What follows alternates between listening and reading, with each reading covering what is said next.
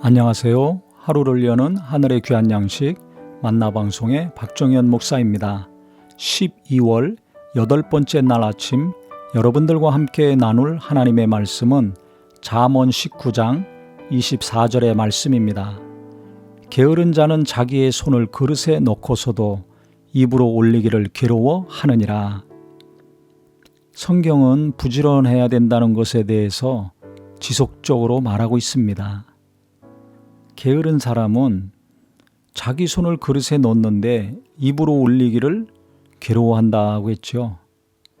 참 아주 표현이 적절하기도 하고 너무 정확하다고 생각이 됩니다. 시간이 갈수록 이 삶이 편해지고 여러 가지 경제적으로 한국이 잘 살게 되다 보니까요. 이 사람들이 일 안 하고 편안하게 살고 노력 안 하고 큰 돈을 벌려고 하는 이 마음들이 많아지고 있습니다. 그래서 이것이 사람을 게으르게 하고 나태하고 있다고 여겨집니다. 돈을 버는 것도 굉장히 부지런해야 됩니다. 노동을 하든지 공부를 하든지 연구를 하든지 수많은 시간 굉장히 많은 노력이 필요한데요. 그냥 한두 번 보거나 듣고 어떤 일을 해서 큰 돈을 벌려고 했을 때 대부분의 경우는 실패하는 것을 볼 수가 있죠. 주식에 투자하든지 코인에 투자했다가 손해보는 경우도 있고요. 또 부동산에 손을 댔다가 요즘 같은 경우 금리가 오르고 집값은 떨어지니까 아주 괴로워하는 경우도 있죠. 이 세상은요. 올라갈 때가 있으면 내려갈 때가 있고 내려갈 때가 있으면 올라갈 때가 있더라고요. 그것을 수십 년 동안 계속 보지 않습니까? 앞으로도 마찬가지입니다. 어떤 것이든지 올라갈 때가 있으면 언젠가는 내려갈 때가 있습니다. 또 계속 내려가지 않습니다. 내려갈 때가 있으면 반드시 또 올라갈 때가 있습니다. 그러니까 너무 돈의 마음을 뺏기지 말아야 됩니다. 세상에 너무 많이 마음을 뺏기지 말아야 됩니다. 이렇게 하면 돈을 번다. 저거 사면 잘 된다. 이 사람들의 말에 너무 미혹당하지 마셔야 됩니다. 예수님이 길이고 진리고 생명이시지 않습니까? 주님이 길이십니다. 그렇기 때문에 우리가 예수님을 깊이 생각해야 됩니다. 성경이 진리입니다. 정말 일이 잘 되고 싶으면 성경을 깊이 보고 날마다 봐야 됩니다. 성경을 보지 않고 성령으로 성경 말씀을 깨닫고 체험하지 않고 어떻게 자기 길이 형통하길 바라십니까? 이건 불신자의 삶이죠. 우리 성도님들 믿음이 있고 말씀을 사모하고 있는 분들이라고 생각을 합니다. 그렇다면 우리가 하나님 앞에 부지런해야 되겠죠. 그래서 새벽 미명에 예수님이 일어나서 한적한 곳에 가서 기도하신 것처럼 좀 일찍 자고 일찍 일어나서 조용한 새벽 시간에 주님 앞에 나가시기 바랍니다. 새벽이 어려우면 아침 시간에 가시던지요.